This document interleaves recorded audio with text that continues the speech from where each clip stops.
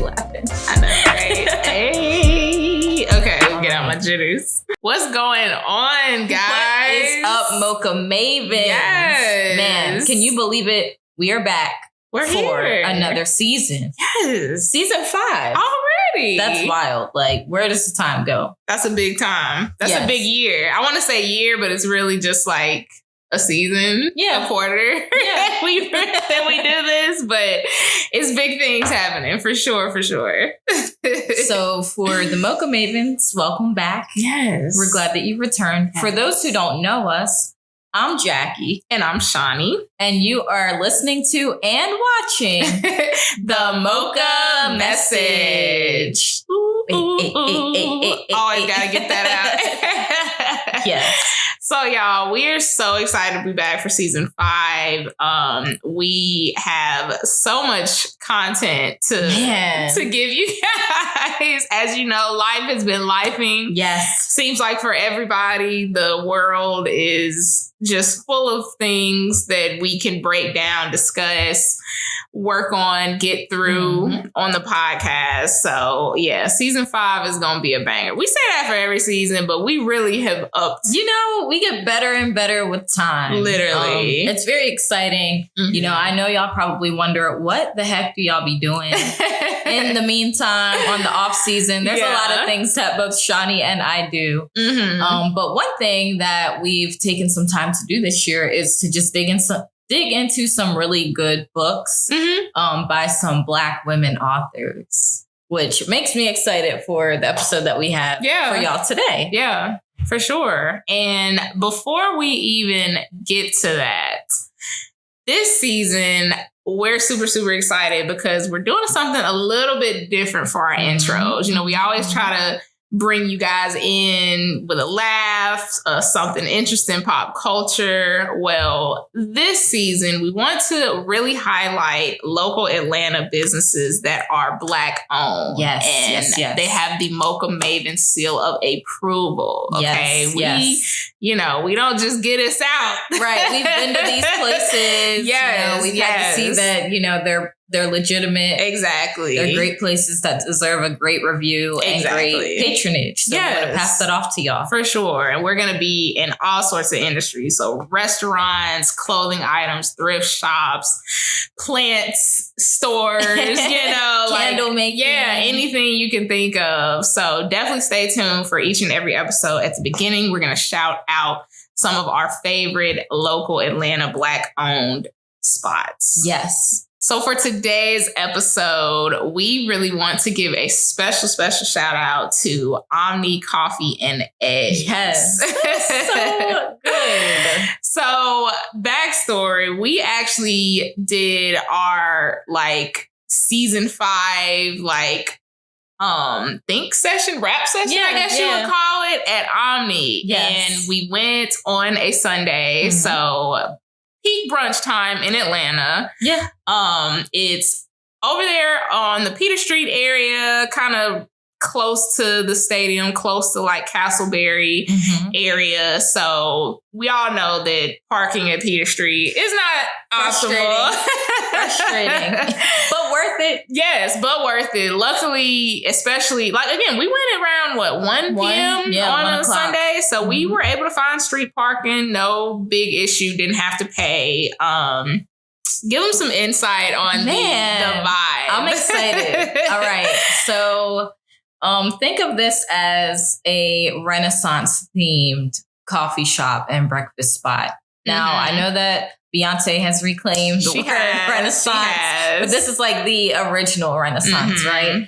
We had a greeter who came in and was completely in character from head to toe, down to just the language, greeted us as your Majesty, your Highness, all that, which was really cool. But one of the parts that I loved the most was there was a saxophonist there. Yes. And he was playing the music in these Renaissance times, but they were modern hits. Yeah. So if you watch Bridgerton, It's almost the same as like the way that they do the music on there, like modern hits, but they do it adapted to that time, which was really nice. The manager was constantly floating. Yeah. Checking on everyone, making sure everything's good, picking things up, making sure people got their food on time. It was just really, it was really good service. Yes. Which is the first thing that I appreciate about any restaurant or place of, patronage. Yeah, for sure. And y'all know me, foodie. Like, let's talk about the food. Let's talk about the coffee. So it's obviously a brunch or breakfast type of spot. They really take pride in having like quality sourced coffee beans. Now, me and Jackie, we really aren't coffee snobs. Like, we know what we like and we stick to it because it tastes good. But this place actually had really, really nice and like unique flavor offerings. So they had like sweet potato lattes. Yeah. They had like a biscuit cookie. Yeah, like a chai, like a really nice and unique chai tea. So the drinks were actually very, very good. Yeah. Even for, again, us who we just kind of, I hate to say it, we stick to like Starbucks. Something we know, entry level coffee. Yeah. We don't really go too high on the list for like quality when it comes to coffee, but it was really, really good, and you could tell that it was quality coffee beans. As far as the food, I did order a breakfast sandwich, absolutely bomb. Like, came out super fresh, very stacked. It was like a bacon, egg, and cheese on like a croissant. They even gave us some sample complimentary beignets. Yeah. Man. So it's just a really, really nice place. I heard about it from a friend who I believe knows the owners. So definitely check it out. Please go visit. Do your patronage. You can actually work there as we did. You can just go with your friends. There was a birthday party going on. Two twin girls who probably no older than 9 years old. And they had their crowns on. Yeah. It's a really, really dope place. Yeah, it was nice. So yeah, shout out to Omni Coffee and Eggs, Black owned spot. You guys make sure y'all check it out. Tell them that the Mocha Message sent you. Yes. And look forward to our next episode where we're going to get into even more locations just like this. Yes, indeed. All right. So I know y'all probably wonder what takes y'all so long. Like, what are y'all doing in the off season that you're not just like right around the corner? Right. But Shani and I both have a lot of things, that go on in our lives individually and collectively. During the time where we're not recording, we're really just trying to build and work on self.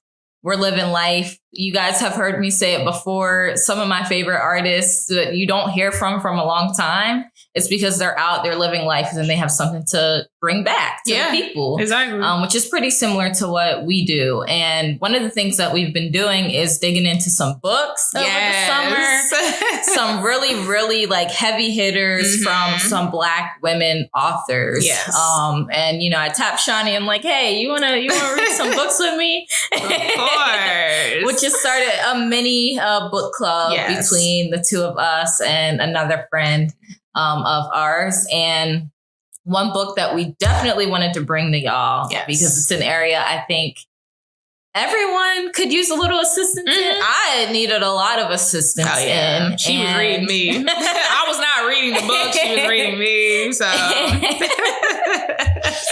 And what's funny about it is, you think that you have this particular self-care practice in place, but you pick up this book and it's like, oh, wait, everything that I ever thought that I knew about this is not necessarily the healthiest or best methods for, communicating this. And the book is called Set Boundaries.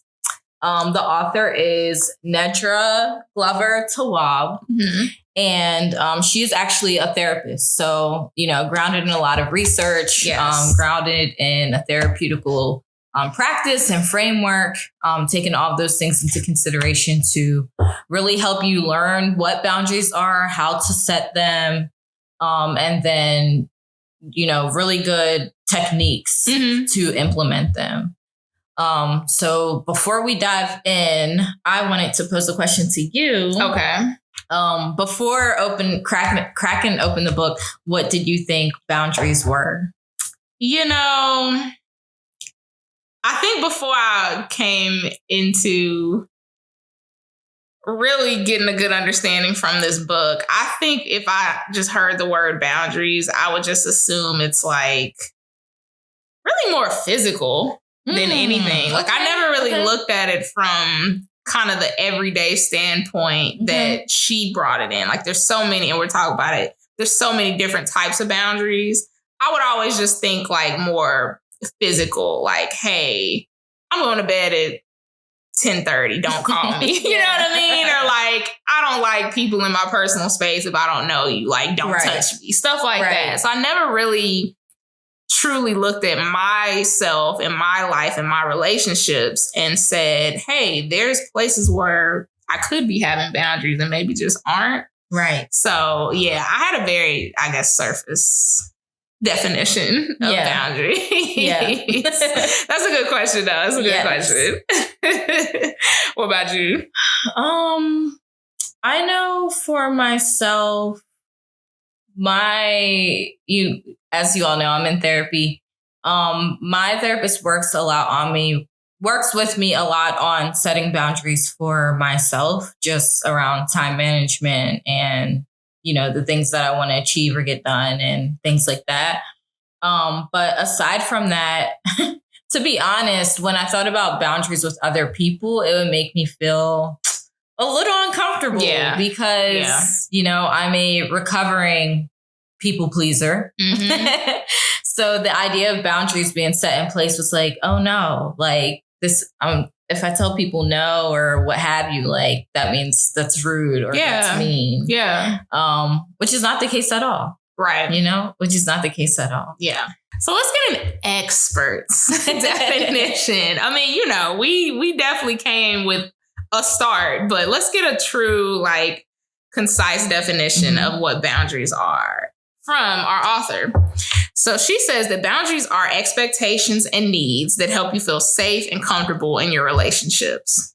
It's just as simple as that. Yeah. It really is. Interesting. Because when you frame it like that, it's like, oh, that's not bad at all. Yeah. That's not mean. Like, right. You want your relationships to be healthy and to thrive and to grow and to work. Like, oh, okay. Boundaries are necessary. Yeah. Yeah. So one of the things in this first chapter that really stood out to me is kind of the initial feelings when you initially set a boundary, especially when you're not used to it, right? Or when you're not doing it perhaps in the most effective way.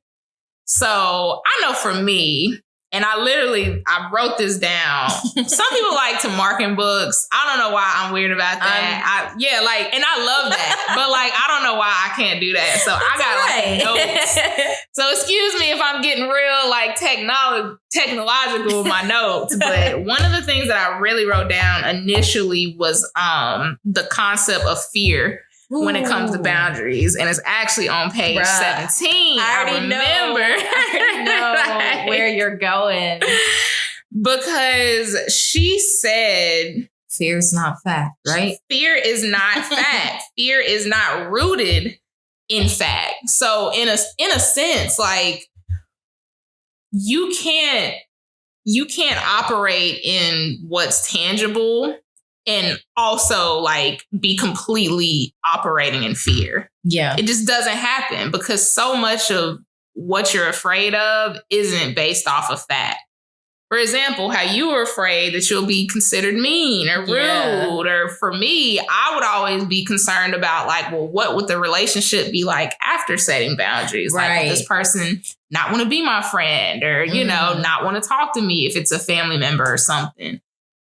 All of that is just fear. It's not fact. Nothing has happened yet. Exactly. Nothing so you can't operate based off of like just fear in your head. It just is so important to, number one, stick up for yourself, which is again what boundaries are, like making yourself comfortable in this relationship.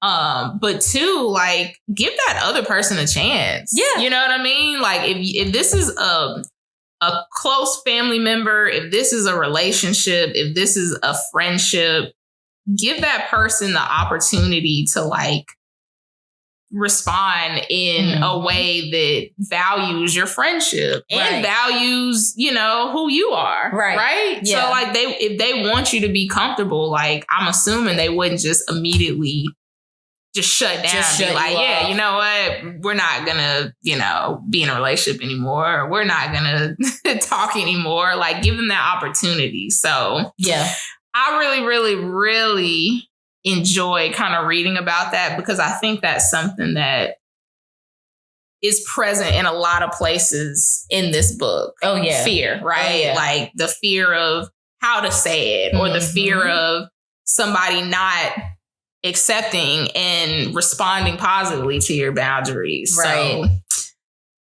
she already came out the gate, like swinging. Like y'all need to just get this book. Side note, like I promise you, it's going to like sit you down and read you. Honestly, I don't know how else to say it. Like it's really just gonna put so many things into perspective.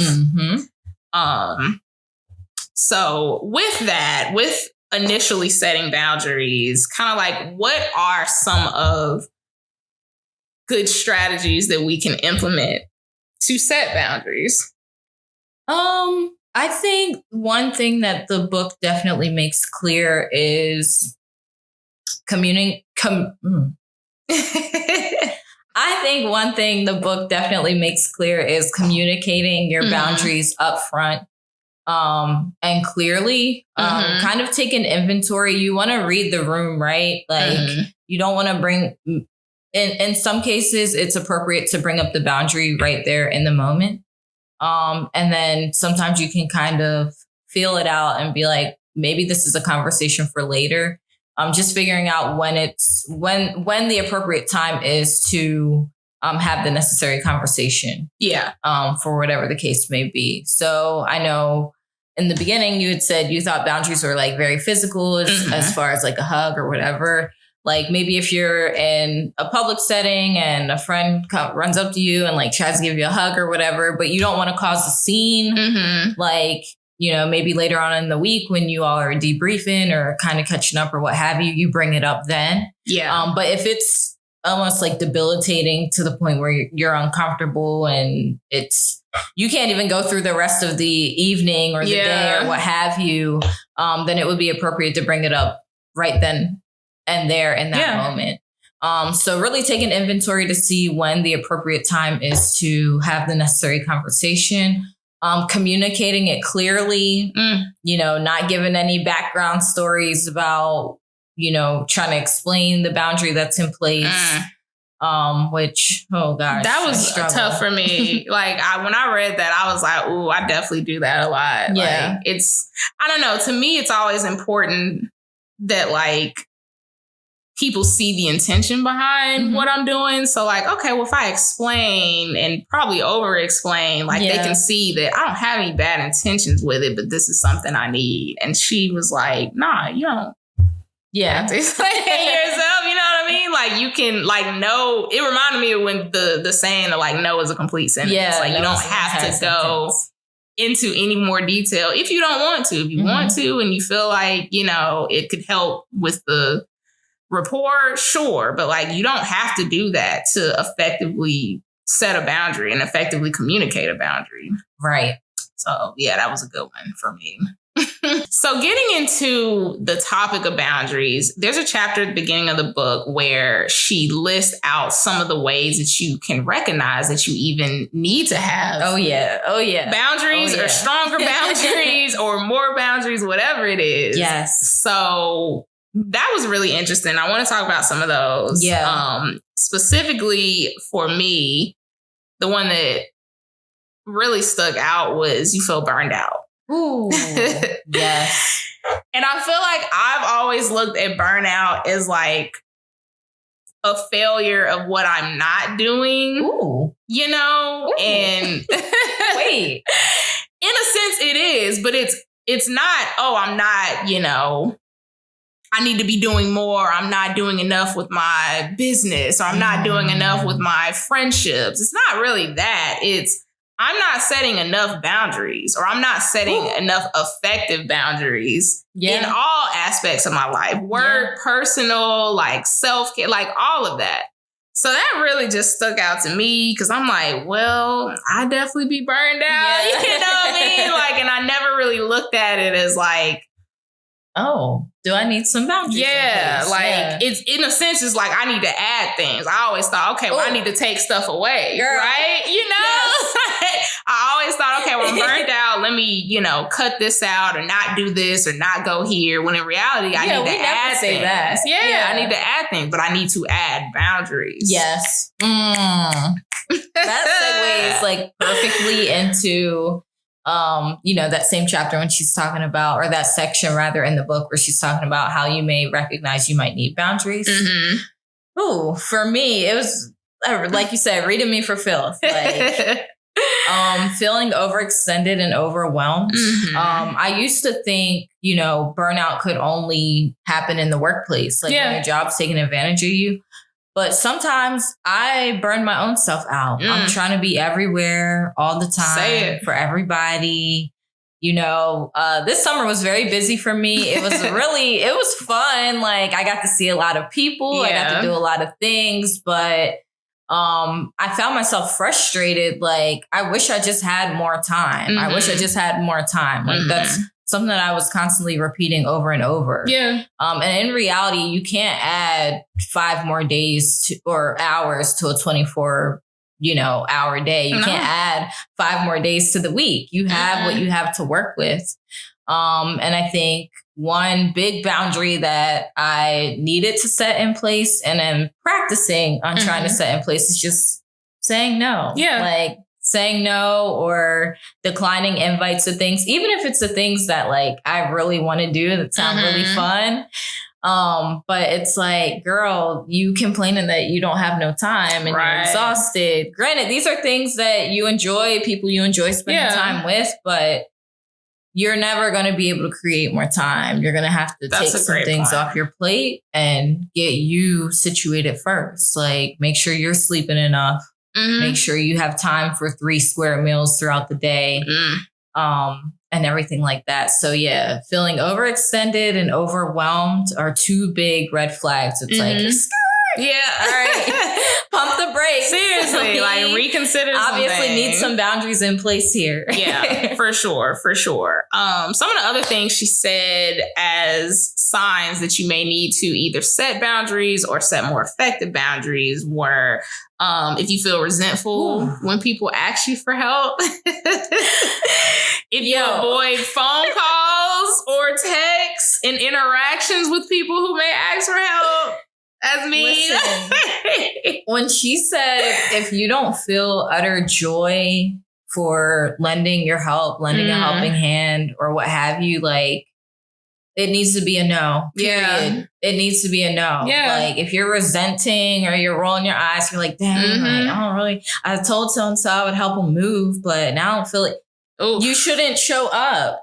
Honestly, you shouldn't show up with that energy. Yeah. And 2, you obviously need some downtime or some rest. So my goodness. Yeah, no, I'm telling y'all, like she gets straight to it. Just all things. Again, if you guys are feeling any sort of these signs or, similar emotions, like that's really a sign of just, hey, let's just take a step back. Like, let's start to evaluate basically like how many gates do I have open for everybody to just come in and out? Taking like, inventory, right? Like, literally. Inventory, seeing how much bandwidth and capacity that you have.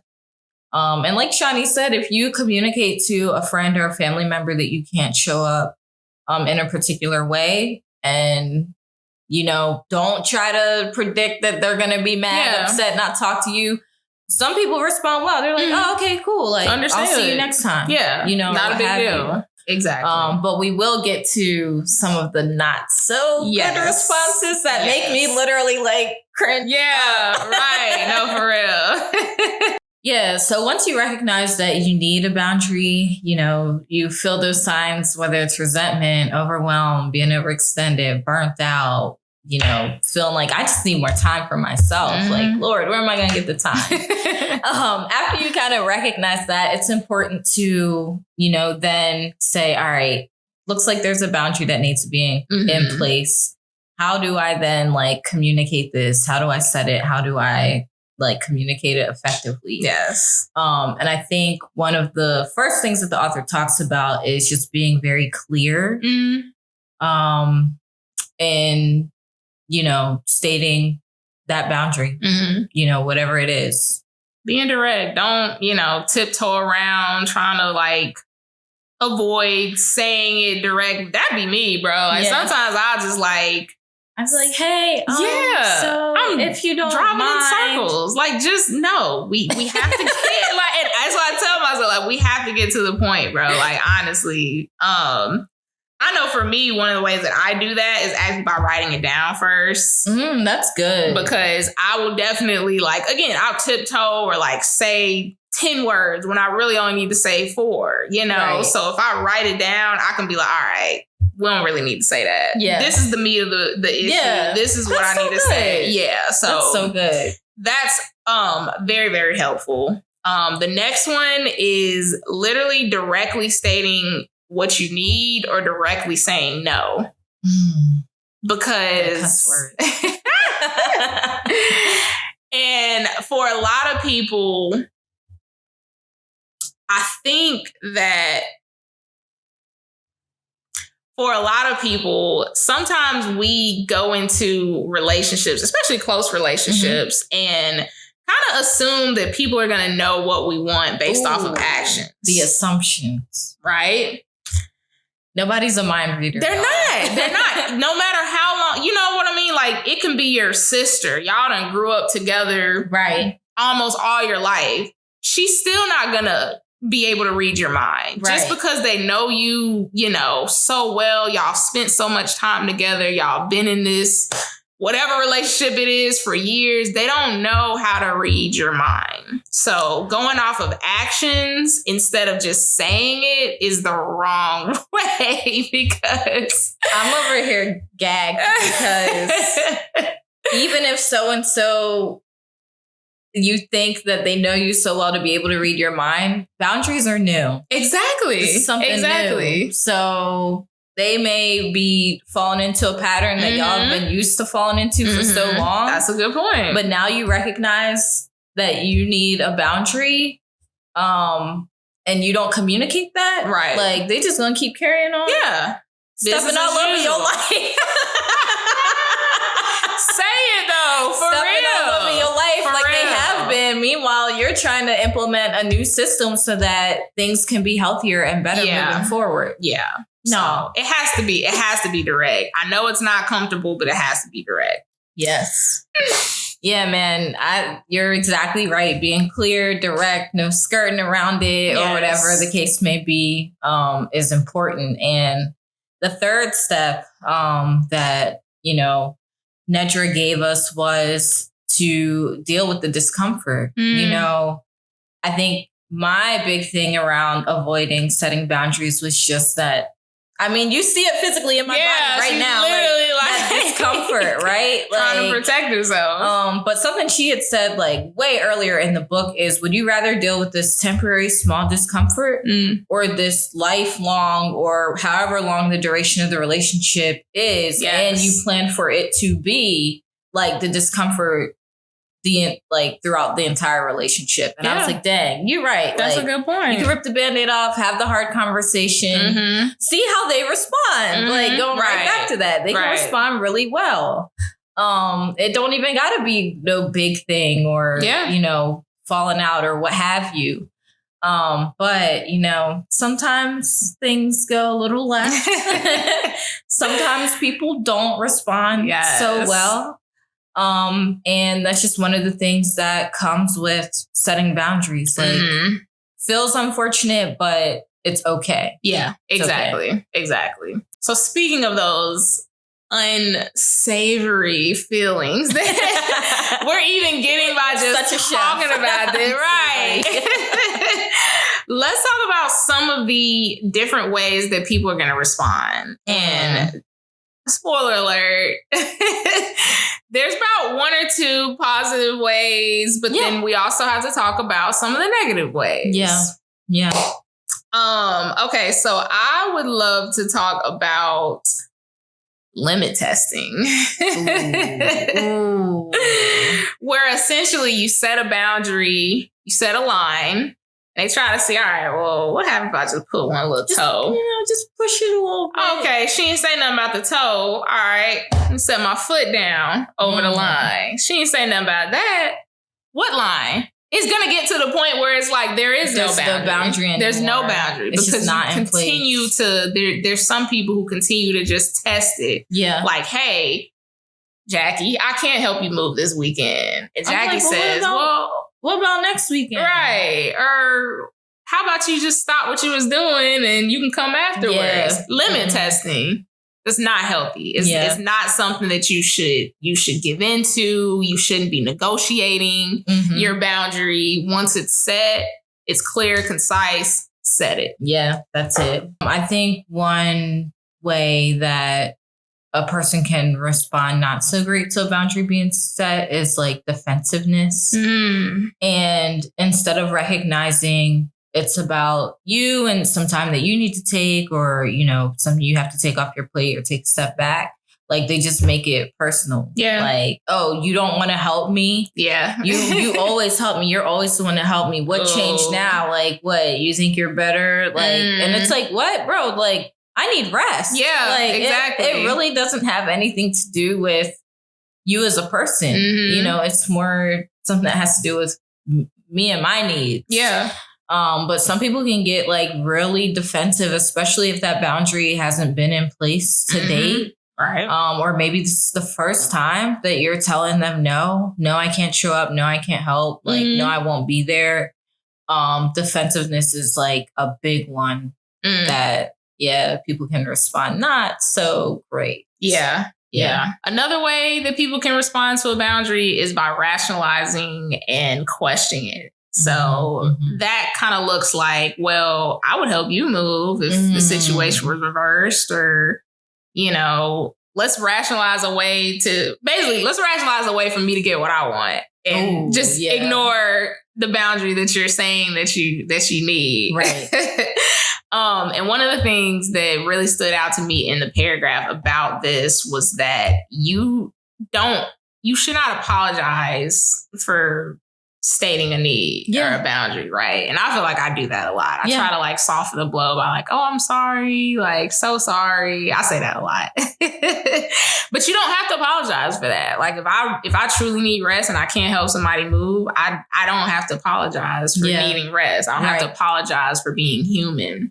So I remember one of the ways that she mentioned to kind of like counteract rationalizing is to not go back and forth. It's not really a debate, This isn't a debate. This isn't let's come to a compromise. This is, hey, I'm saying I cannot. And I appreciate, you listening and accepting that. Right.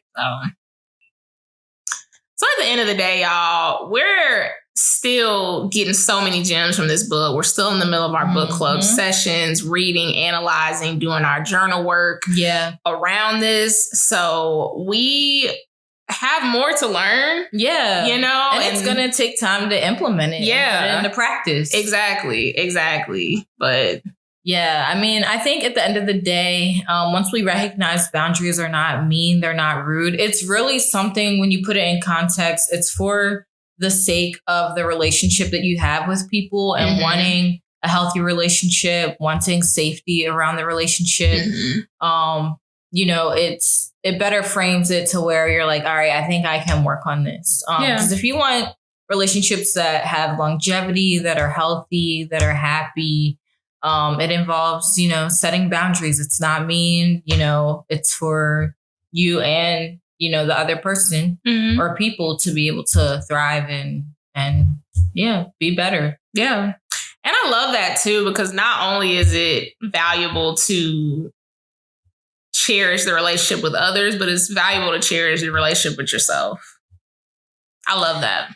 Yo, you said a word, because if you're not showing up you're never going to be able to show up for other people if you're not showing up for yourself. Like if you're burnt out, if you're resentful, if, you know, whatever the case may be, like you're not going to be able to be the best sister, friend, wife, daughter, you know, what have you, in relationships with other people. So, you know what they say, when you get on the plane, you got to secure your mask first. Exactly. So that then you can go on to help other people or what have you.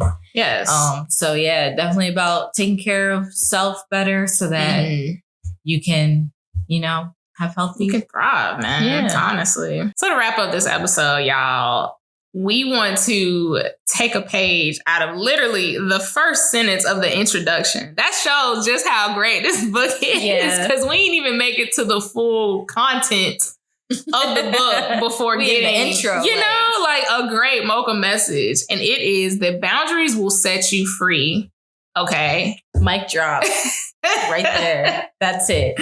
Set them boundaries, y'all. And if you have boundaries and you're noticing that they're a little weak, they could be, you know, better fortified, fix them. Like show up for yourself. And in turn, you're showing up for your relationships with other people.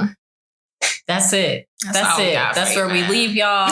Like y'all know, like, share, subscribe. All that good stuff. Hit the bell for the notifications so you know when we're up. And of course. With that, we'll see y'all next time. Next episode. Peace.